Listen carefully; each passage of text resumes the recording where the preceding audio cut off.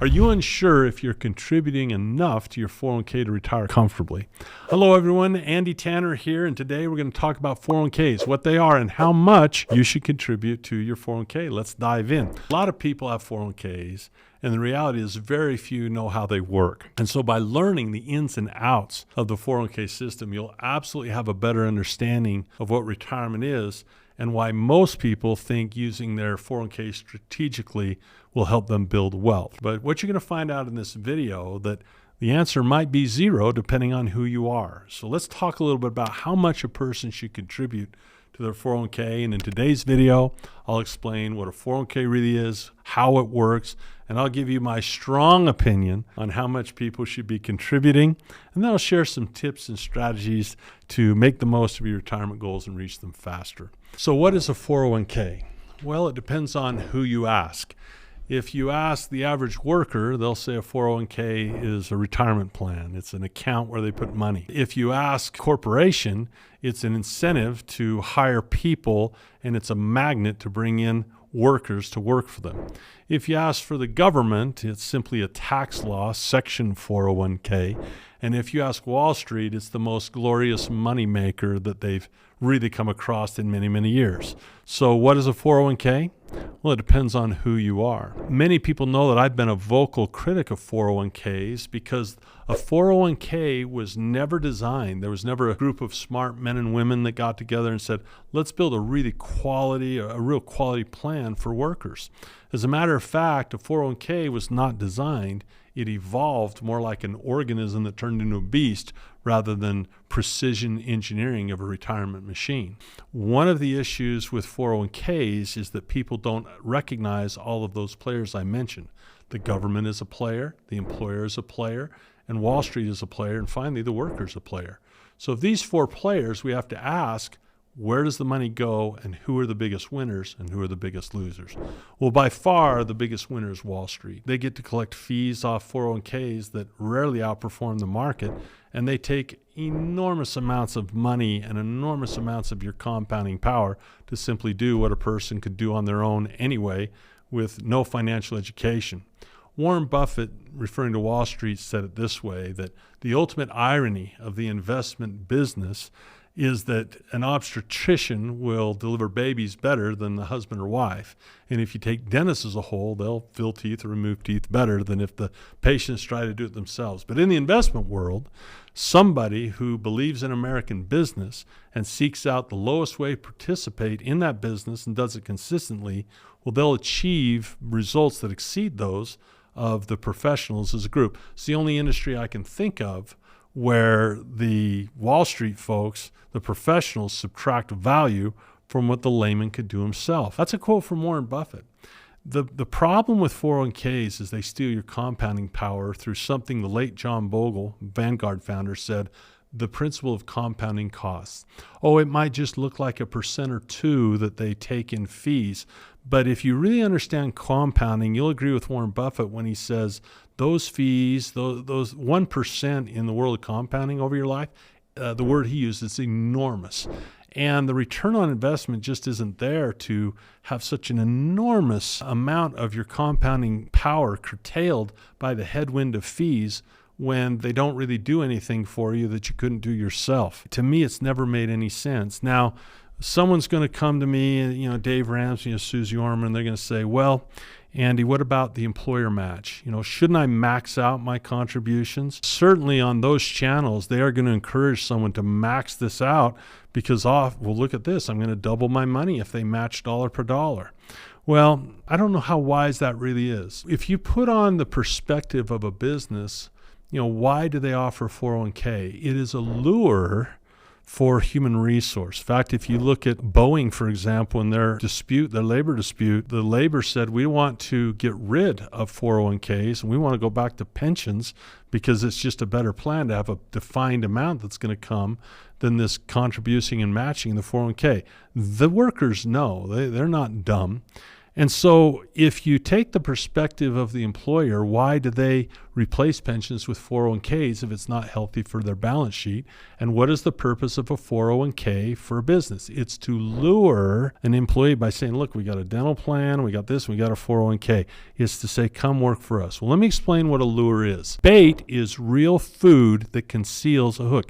It looks like food, it smells like food, it tastes like food, everything about it, because a match is real money, it is real food, but it does conceal a hook.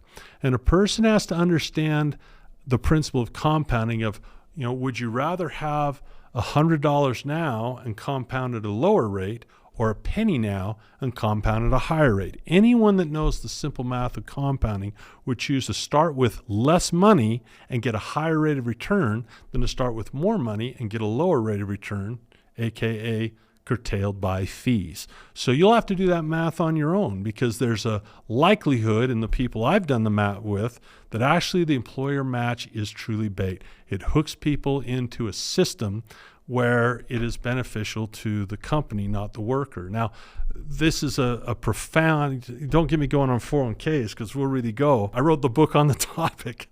So think about this for a moment.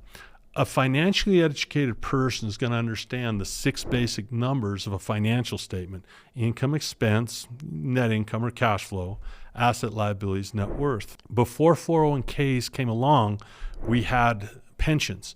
And if you look at the 2 financial statements side by side of a worker and their employer, it is interesting to see those different plans.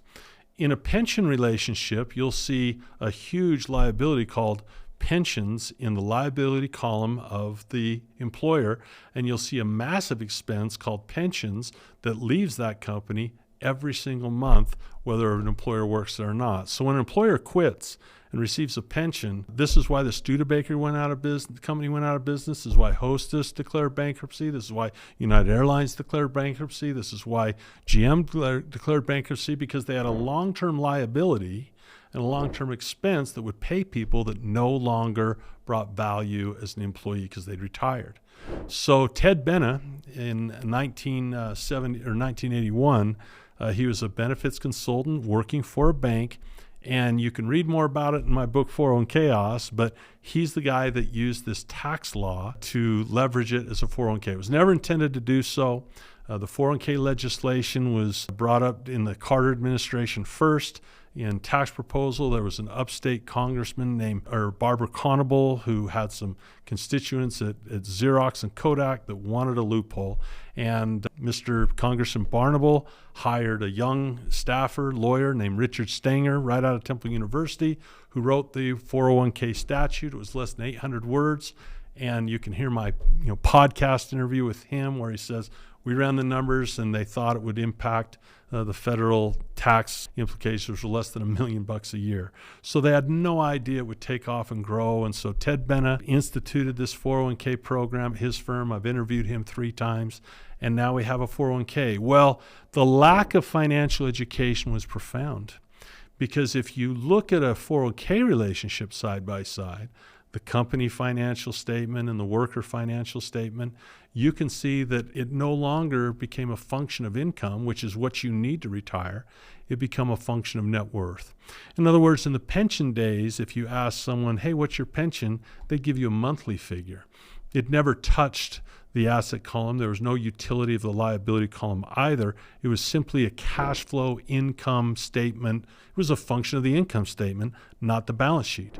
In that shift to 401ks, the poor workers went from a scenario where their wealth was a function of income to a function of net worth. In fact, if you ask someone how their 401k is doing, they won't give you a monthly number.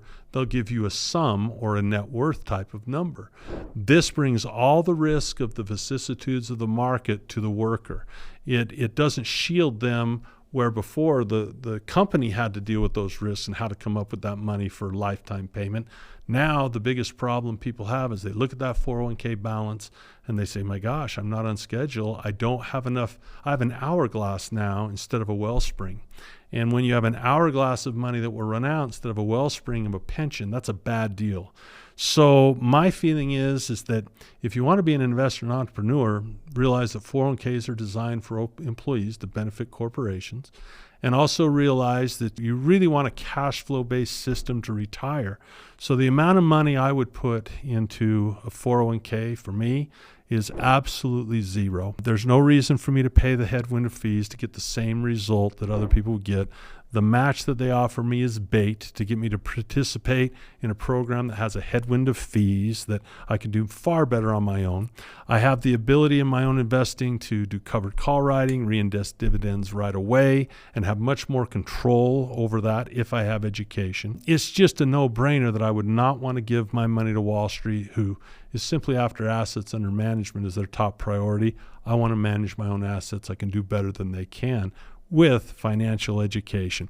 There's so much more you can learn. I hope you get a chance. I've been blessed to, 10 years after the first edition of 401 Chaos, I've been asked by the publishers to rewrite and re-release the book 10 years later. Tons of research. I hope you enjoyed this little snippet on 401ks. And you have to ask yourself what is best for you as always. For an uneducated person, a person that is lazy, wants to be in the vice culture, wants to be a person who saves money as it loses value and sees financial education as a burden, put money in your 401k, max it out, follow the typical advice. But I would do so with this warning. Let's look at the results. Google Vanguard How America Saves and go to the part of that report where it says demographics. And you will see that the people aged 55 to 64 have less than $90,000 in the 401k.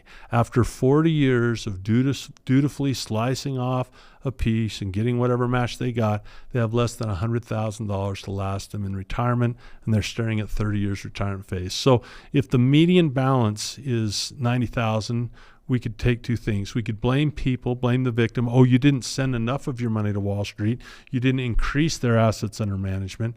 Or you can say, you know what? That program benefited Wall Street and didn't benefit over half the people if they have less than 90,000 in that age group.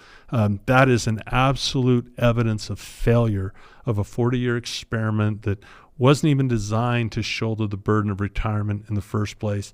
It was supposed to be supplemental. Obviously, I've got strong words on 401ks, but to answer the question, the amount of money that a person should put in their 401k, in my opinion, is exactly zero. So, did you know that a 401k was just a type an account for retirement? You know, one of my favorite accounts for building retirement is simply a normal brokerage account. And if you're lucky enough to qualify for an IRA, you can grow your money tax-free in a Roth, and you can learn how to control your own investments. But I love just a standard brokerage account where we can go and learn to grow our wealth. So I talk about all those types of things in a video here. If you're interested, and if you found this video to be helpful, don't forget to like the video, subscribe to the channel, hit the notification bell so you don't miss the next one.